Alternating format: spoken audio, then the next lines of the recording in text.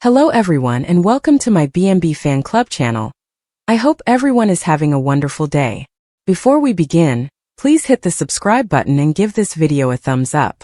In the faint light of the Forrester mansion's big chandelier, Sheila Carter stood over Taylor Hayes' lifeless body, her hands trembling not from sorrow, but from the cold finality of her actions. The air was thick with the metallic tang of blood, mixed with the faint aroma of Taylor's distinctive perfume, jasmine and remorse. Sheila's wild, unrepentant eyes surveyed the room. She had crossed the line motivated by years of passion, treachery, and a warped sense of justice that only she knew. However, in her society, justice was a double-edged sword. Word spread like wildfire within Los Angeles's affluent circles. The intricate network of secrets on The Bold and the Beautiful was revealed in headlines and whispers. Sheila Carter kills Taylor Hayes in shocking confrontation. Police sirens screamed into the night, cuffing Sheila as she spat defiance at the cops. She had it coming, she snarled, her voice booming over the marble floors. Rich Forrester, Taylor's ex-husband and everlasting flame, fell to his knees beside her body, his screams raw and guttural. But it was Deacon Sharp who suffered the most terribly. He'd seen it all, hidden in the shadows, a witness to the frenzy driven by his own wild heart. Deacon, the converted bad guy turned bar owner at Il Giardino, stumbled into the police station the next morning, his eyes bloodshot from a night of uncontrollable crying.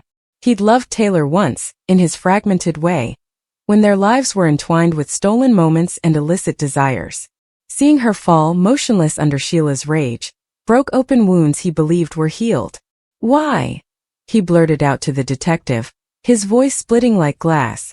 The tears flowed in waves, soaking his clothes and leaving his hands gripping nothing. Sheila's official departure from their world, arrested, accused, and facing life in prison, wasn't a conclusion. It was an emptiness that swallowed him whole. Deacon's days were hazy. He closed Il Giardino indefinitely, leaving the once thriving Italian restaurant a ghost of laughing and clinking glasses. Hope Logan, his daughter, attempted to call him but received no response. "Dad, you can't do this to yourself," she begged in voicemails, but Deacon was engrossed in recollections. He walked the beaches of Malibu before daybreak, the waves crashing like accusations. Taylor's smile plagued him, the way it flared up during their brief encounter, like a flame in the darkness of his self-destructive life. Sheila's act had extinguished it, along with all traces of Deacon's repentance. The trial was a media circus. Sheila, unbowed in her orange jumpsuit, spoke with scathing eloquence. "Taylor was poison," she stated, her gaze fixed on Ridge in the gallery. "She stole my family." But the evidence was overwhelming. Fingerprints, security footage, and a knife containing her DNA. The judge's gavel fell like thunder, indicating guilt on all charges. As she was carried away, Sheila looked around, her lips curving into a grin that chilled the courtroom. "This isn't over," she said quietly to no one, but Deacon heard it in his nightmares. She was officially removed from B&B's sparkling world and transferred to a maximum security prison far from the splendor of Beverly Hills. But her shadow persisted, a phantom in every tense meeting at Forrester Creations. Deacon's anguish appeared in solitude. He sold his treasured motorcycle, which he had rode with Taylor on moonlit escapes, and moved to a rundown cabin in the Hollywood Hills. Nights were the worst. He'd sit by the fireplace, nursing whiskey that burned less than the pain in his chest. Taylor's laughter at his horrible jokes, her hand in his during a thunderstorm, and the sensitivity she'd showed when declaring her love for Ridge were all played again repeatedly. "You were my escape," she had once claimed, but now that escape was a cemetery. Brooke Logan, ever the meddler with a heart of gold, arrived one stormy evening. "Deacon, you're killing yourself," she remarked, pushing past his complaints with a bottle of tea and a stern expression. They talked for hours about Sheila's wrath, Taylor's grace, and the tenuous family bonds that held them all together. Brooke opened up about her own losses, the divorces and betrayals that had left her spirit scarred. For a brief while, Deacon's tears poured freely once more, carving trails through his stern mask. "I saw it happen, Brooke. I couldn't stop her." His voice cracked, and she hugged him with a rare affection that bridged their difficult history. But healing remained elusive. Deacon dreamed about Taylor nightly, her ghostly form reaching out, forgiving but fading. He'd wake up hot, his heart thumping, convinced that Sheila's curse was echoing in the wind. The bold and the beautiful spoilers promised turmoil, but this was pure catastrophe. Ridge descended into workaholism, making garments splattered with unseen blood. Taylor's kids, Steffi and Phoebe, clutched together, their mother's absence a chasm. Hope attempted to fill the emptiness through Logan family events, but Deacon's absence loomed big. One clear fall day, Deacon went to Taylor's tomb in the hills overlooking the city. Flowers wilted on the stone, which bore expressions of love from those she had touched. He knelt and traced her name with his fingertips, which still smelt like engine grease from his mechanic days. "I failed you," he said, his tears pouring on the ground. A gust transported the fall leaves, swirling like memories. In that loneliness he determined to honor her, not by exacting revenge on Sheila, who was now simply a number in the prison system, but by living a better life. However, the melancholy hung like a heavy mantle. Weeks stretched into months. Deacon reopened Il Giardino, but the celebrations were modest. Patrons observed his distant glance and how he would pause mid-conversation, lost in thought. Brooke introduced him to a new character, Elena, a kind-hearted therapist. Sessions were exhausting, stripping away layers of guilt. "Sheila's gone officially," Elena remarked gently, "but your pain isn't." Deacon cried in her office for the first time without alcohol's numbing effect. He described the killing in dramatic detail, including the increasing disagreement, Taylor's cry for compassion, and Sheila's frenzied attack. Deacon's very cry after seeing this. The media had sensationalized, but it was more than just tears. It was his soul breaking. As rare snow fell in Los Angeles, Deacon discovered little anchors. While assisting Hope with her infant, he noticed Taylor's soul in the baby's eyes, resilient, bright. Ridge unexpectedly reached out, establishing a truce based on mutual loss. "She loved you in her way," Ridge confessed over coffee, his eyes misting. They toasted Taylor, the clink of glasses signaling a precarious harmony. Sheila's appeals were unsuccessful. Her official departure from the scene was complete, but Deacon's adventure was only beginning. Spring brought timid blossoms. Deacon established a foundation in Taylor's name to help victims of domestic obsession. Ironic given his history with Sheila. Fundraisers at Il Giardino brought together the Logans and Forresters, healing fences. However, on nights alone, he would weep silently, the melancholy a constant companion. Taylor's death had transformed him, bringing depth to his roguish charm. Sheila's act, while final for her, resonated endlessly in his heart. In the end, Deacon was stronger but scarred. The bold and the beautiful's world continued to spin, but for him, the limelight dimmed to a melancholy glow. Tears for Taylor, for all he'd lost, for the man he'd become in her absence. Sheila plotted somewhere within the chilly walls of the prison, but Deacon had learned to cry in quiet victory over loss rather than sorrow. The rain began before dawn, thin and whispering, tracing chilling fingers down the small apartment's window panes. Inside, Deacon sat alone at the kitchen table, staring at the chipped mug before him. The coffee had long gone cold, but he hadn't noticed. He had not noticed much since that night. The room had a slight odor of smoke, not from cigarettes or fire, but from something older, something that clung to his clothes and skin like regret. The police had arrived and gone. So did the neighbors. The hush that followed was thicker than anything he'd ever experienced. Sheila was gone. He'd seen her walk away, her cloak trailing behind like a shadow, her gaze vacant and unreadable. He had not attempted to stop her. Perhaps he couldn't. Perhaps he knew she had left long before her body did. It was weird how endings creeped up on you. Not with the dramatic flourish of a door slammed shut, but with the calm realization that nothing would ever be the same again. He remembered her voice, gentle and wavering, as she told him what she had done. "I didn't mean to," she'd explained. He initially didn't trust her when she said, "It just happened." How could he? Taylor was gone because of her. And Sheila, standing there in the flickering light, her hands quivering and her face covered with tears and rain, appeared both guilty and lost. Deacon had loved her once and still did, in ways that defied logic. She had an anarchy about her that drew him in, a wildness he thought he could control. However, love was not always a cure. Sometimes it was the poison. He remembered the sound that escaped his throat as she turned to leave, part tear, half whisper, and how she did not turn back. 2 days later, the world had moved on. Everyone went to work. Cars honked. Children giggled in the street below.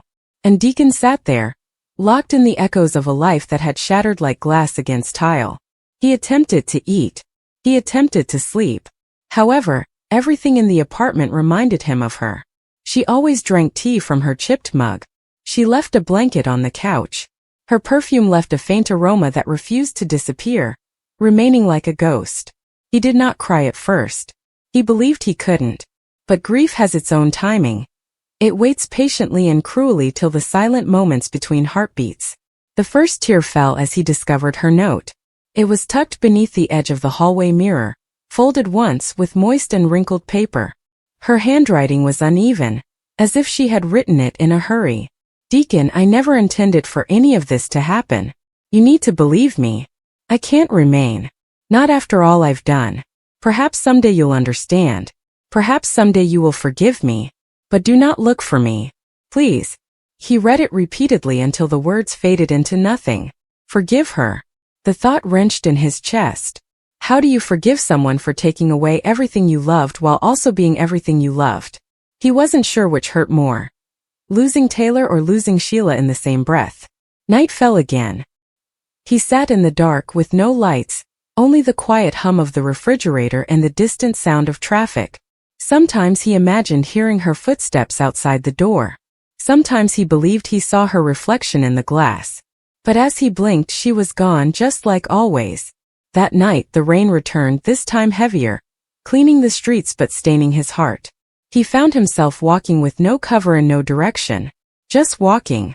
The city appeared different beneath the rain, gentler somehow. The neon lights blurred into smears of color on the wet pavement, and the air smelled like asphalt and loss.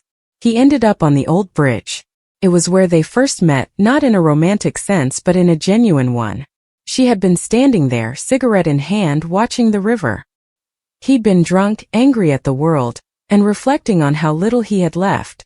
She looked to him, smirked, and said, "If you're going to jump, wait until I finish this smoke."